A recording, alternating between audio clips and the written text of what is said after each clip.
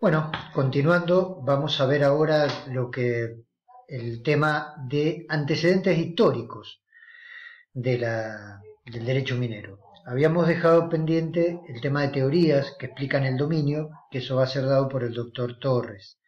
Vamos a ir al punto, para seguir ordenadamente la unidad 1, vamos a ir al punto relacionado a antecedentes históricos. También es un tema bastante árido y generalmente también se nos hace bastante pesado ver el tema historia, pero a nosotros nos va a ayudar mucho para entender cuál ha sido el devenir histórico o cómo llegamos hoy a decir que el derecho minero es una rama del derecho que está codificada, que tiene su reglamentación, su normativa.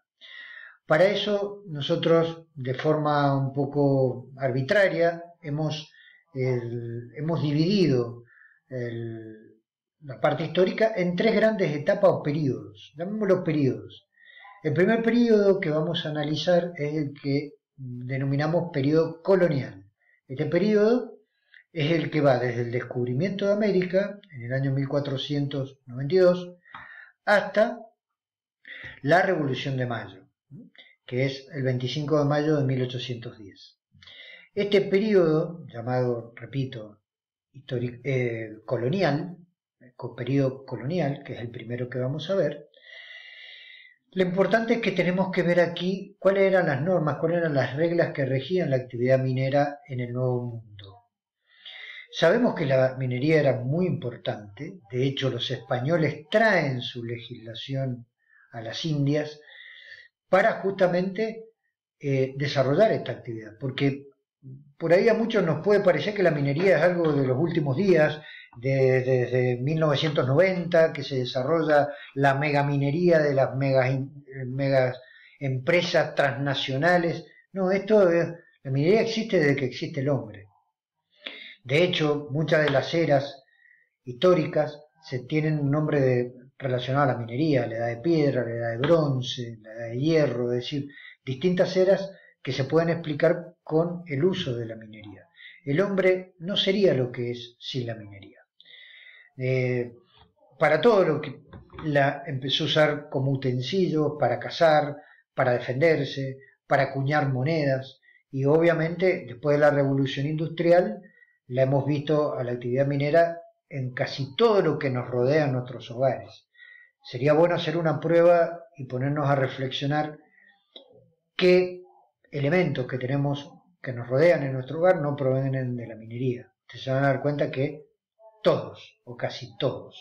Por eso, este absurdo no a la minería, la verdad que no tiene mucho más contenido que una proclama romántica e ideológica, pero que nosotros como sociedad no podríamos vivir como vivimos si no tuviéramos el acceso a los minerales. Bueno, dicho esta pequeña digresión, vuelvo al tema estábamos en el periodo colonial. En este periodo lo que nosotros tenemos que ver es cuáles herramientas, qué normativas regían en el Nuevo Mundo a la actividad minera. Recuerden ustedes que hay hasta algunos historiadores que plantean que uno de los motivos de la conquista de América no fue simplemente que Colón quería demostrar que la Tierra era redonda y que a los reyes católicos le mostró un huevo para demostrar si la Tierra era redonda. Bueno, esa es una versión bastante romántica, pero también hay otras versiones, a mi juicio, un poco más serias, que explican que uno de los motivos fue justamente el llegar a, seguramente algunos de ustedes habrán visto la película o leído el libro, había un mito de la existencia de un lugar que lo llamaban El Dorado. El Dorado era una reserva ilimitada de oro que estaba detrás de una gran cascada. Hay algunos autores que justifican que Colón se hizo a la mar justamente para lograr descubrir o encontrar esto que se llamaba El Dorado. De hecho, los españoles apenas llegaron a América se ocuparon de hacer minería. Entonces, bueno, ¿cuáles eran las normas que existían? Bueno, en un primer momento, en este periodo que llamamos, repito, colonial, se importó la legislación española, predominantemente el fuero juzgo de Castilla, que fue el que rigió en las primeras épocas de la colonia. Después se fue dando un fenómeno de que cada uno de los, digamos, de los sitios o lugares en donde se empezó a hacer minería empezara a tener una legislación propia, porque no en todo el continente, o en toda, perdón, en la colonia se hacía actividad minera. Donde más importante estaba desarrollándose esta actividad, empezaron a proliferar legislación local, regional. Hay muchas para que nosotros podamos revisar. Yo me voy a centrar en la que considero más importante, y esta es las ordenanzas de Nueva España. Esta para mí tal vez es el antecedente histórico más importante de esta etapa llamada colonial. Estos estatutos o reglamentos de la Nueva España. Nueva España es el nombre con el que hoy se conoce un país denominado México. Entonces, nosotros la podemos, cuando rindamos la materia, podemos decir las ordenanzas de Nueva España, pero yo también les voy a permitir que ustedes digan las ordenanzas de México, que es el nombre actual de la vieja Nueva España. Otra de las normas importantes de este periodo fueron las ordenanzas de Perú, donde también hubo un gran desarrollo minero. Con el devenir de los años, fíjense que arbitrariamente nosotros estamos adelantando siglos como si fueran... Esto es para aligerar el estudio de la parte histórica para ustedes. Por supuesto ustedes pueden estudiar y leer mucho más. Para mí lo básico es esto. Toda esta dispersión normativa existente en los distintos lugares de la colonia, España lo que hizo fue unificarlas en un cuerpo para tener un orden de todas ellas, y fue lo que se conoce como, ustedes seguramente en el colegio o en la facultad lo han estudiado, recopilación de Indias. La recopilación de Indias era justamente esto, una recopilación de distintas normativas dispersas dentro de la colonia para darle de alguna manera sistematización en un solo cuerpo. Entonces, si yo tuviera que explicar en un examen cuáles son los momentos más importantes dentro de este periodo colonial, diría el Fuero Juzgo de Castilla, las ordenanzas de Nueva España o México, las ordenanzas de Perú y lo que fue la recopilación de Indias. Luego pasamos a otro periodo revolucionario, periodo revolucionario, que es el que va desde el 25 de mayo de 1810 hasta el año 1853. En este periodo obviamente se inicia con la Revolución de Mayo. Muchos historiadores hablan de que la razón principal de la Revolución de Mayo fue tomar el control del puerto de Buenos Aires. El puerto de Buenos Aires era la fuente de mayor ingreso que tenía la colonia, en la parte de lo que hoy conocemos como Argentina.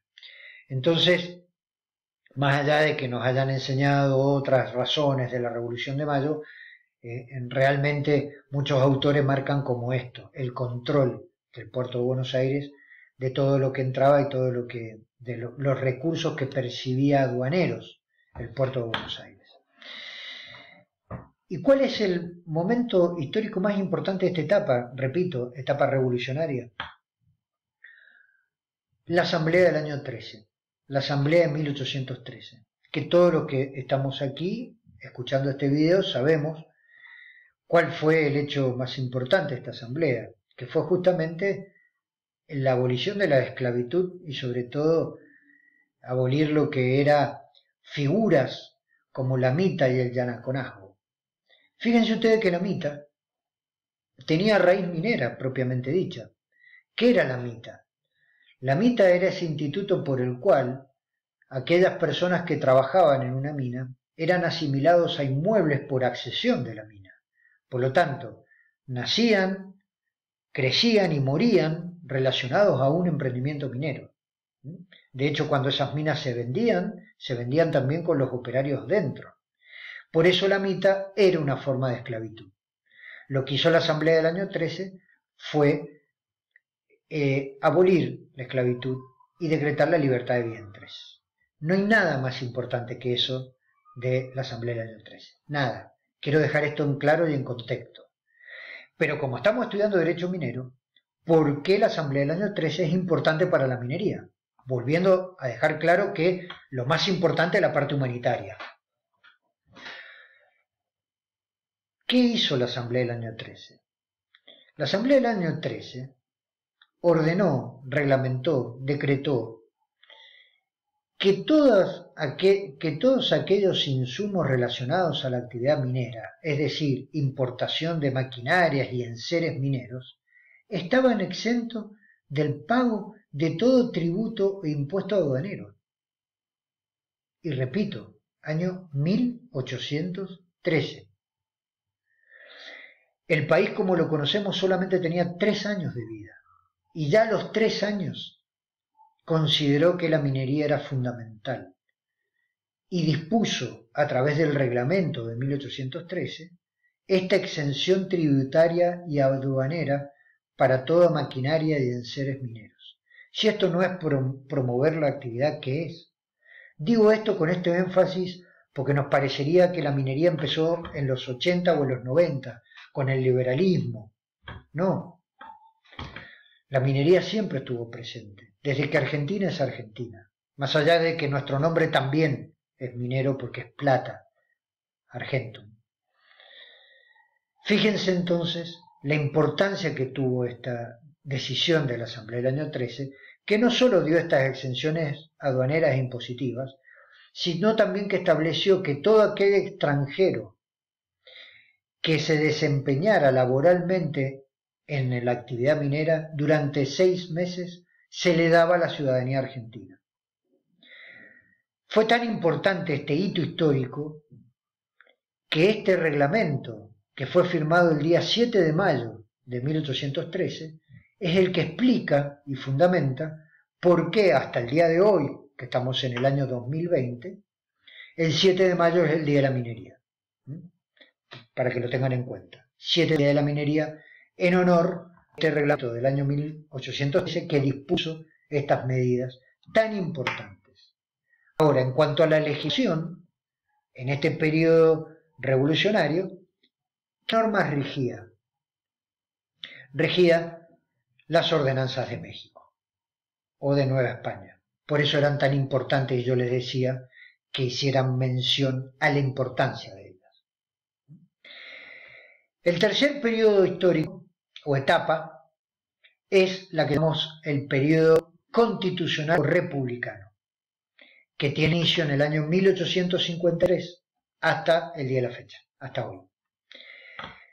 Todos ustedes que son estudiantes de Derecho saben por qué es tan importante el año 1853. Es el año de nuestra constitucional.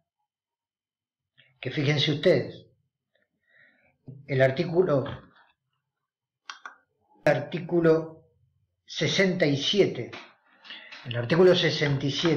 inciso 12, ordenaba a nuestra Constitución a dictar determinados códigos, entre ellos el Código Civil, el Código Penal, el Código del Trabajo y la Seguridad Social, y este aquí, el Código de Minería. Es decir, nuestra Constitución igualó en importancia el Código de Minería con el Código Civil, con el Código Penal.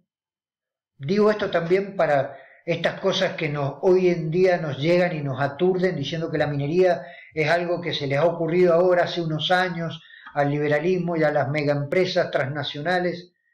Esto ha estado siempre en Argentina.